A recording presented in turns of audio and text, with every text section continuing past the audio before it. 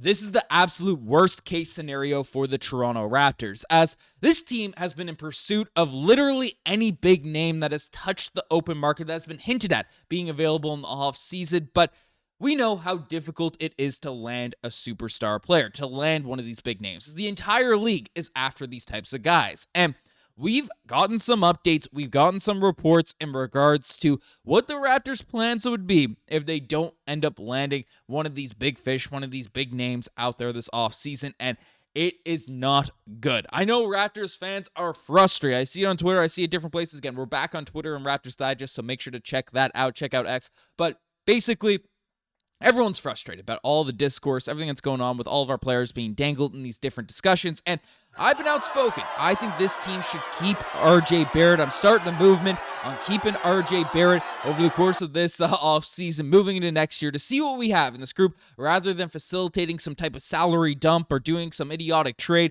that helps our cap situation but really doesn't help the team moving forward in a season where we are expected to win now, try to take that step up in a wide open Eastern Conference. And there have been some not great developments in terms of how things are going to look for this team moving forward if we don't end up landing one of these star names. So we'll break down what these reports are saying and what it means to the Toronto Raptors moving forward, because frankly, it has me pretty fired up. So what's going on with this? Basically, news has come out from Jake Fisher that sources say the Raptors would be willing to part ways with either RJ Barrett and Immanuel Quickley for a significant roster upgrade. Several league figures with the knowledge of the Raptors' thinking have likewise asserted that they could show a willingness to move on from center Jakob Poeltl as well, provided that the trade in question ends up bringing back Kevin Durant. So Poeltl will essentially only be thrown out there in these trade discussions if KD is back out there in the mix. But other than that, RJ Barrett and Immanuel Quickley are essentially being thrown up there on the trade market. Now, the Raptors do have an interesting cap situation. We are a team that didn't make the playoffs, and we have a very expensive roster going into next year.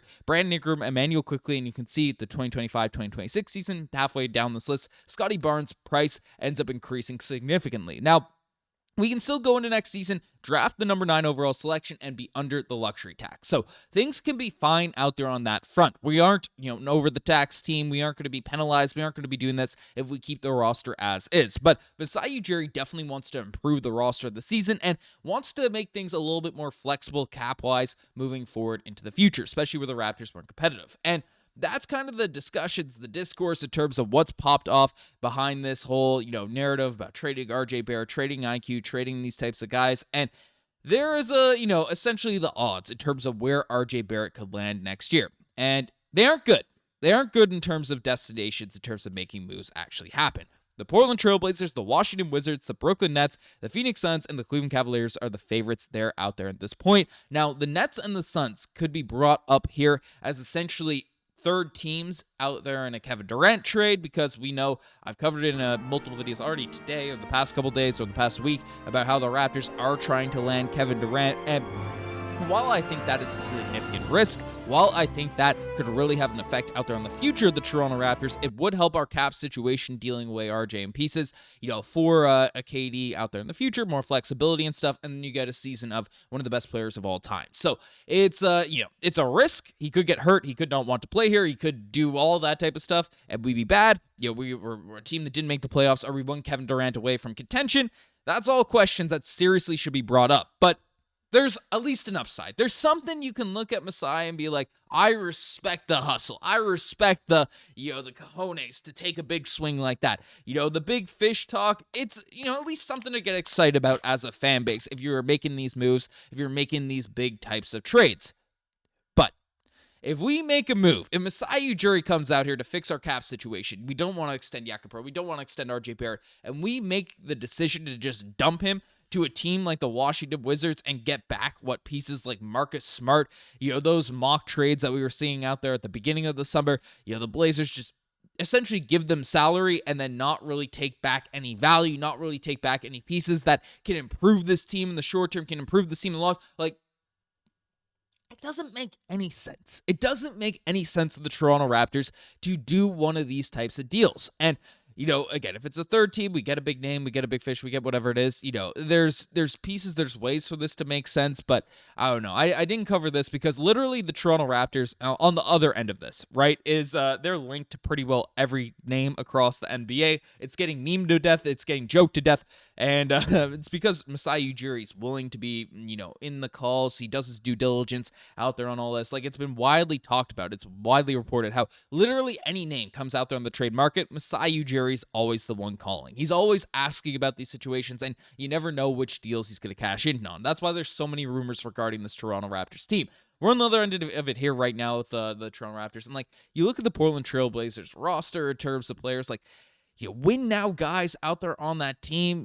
They're not going to give up Kimura. They're not going to give up guys like Jeremy Grant. They're not going to, maybe Jeremy Grant out there in a trade, but he doesn't make sense given the current construction of this Raptors team unless Masai Ujiri's back being enamored with that 6'9" height size of players that are 3-and-D guys that can come out there in the mix.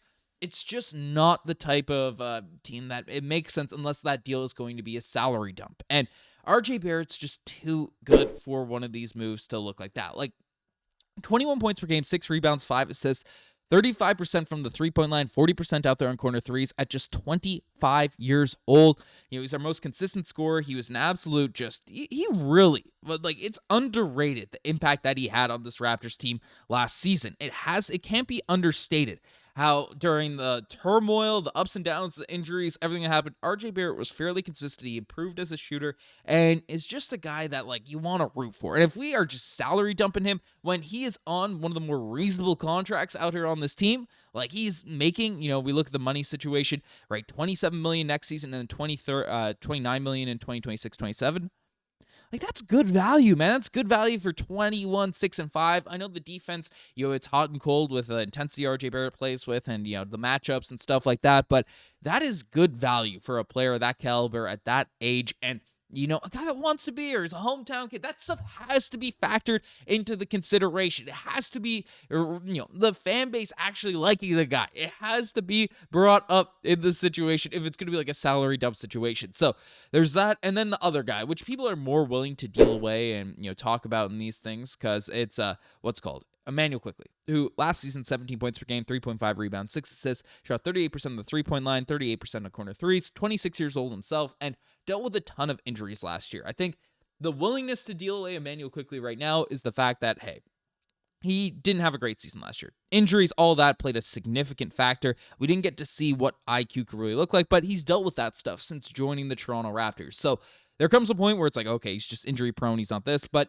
giving up on these guys, and I'm not saying don't trade away some of these players. They're not guys that should be, held on at all costs, right? The Nikola Jokic's of the world, the Shai Gilgeous-Alexander's of the world. I would have said Luka Doncic's of the world, but even he was traded, right? If the right package comes along, you make the deal go down. Usually that's for a star player, one of the significant upgrades. But if this is just for a salary dump, right? For a crazy significant upgrade, I'm not riding. But if this is for a salary dump, which kind of the buzz, all the stuff that's come out, even the trade deadline last season, I'm not for that. I am adamantly against those types of discussions, and I'm standing on that. I don't want one of these moves to happen. So I'd much rather the Raptors, even if it affects our flexibility, even if it affects our ability to do whatever, Masai Ujiri to make moves out there in the future, I'll be frustrated. I'll be frustrated while that move happens, and then maybe Masai turns in that flexibility to something great, and then I'll eat my words and I'll say whatever. But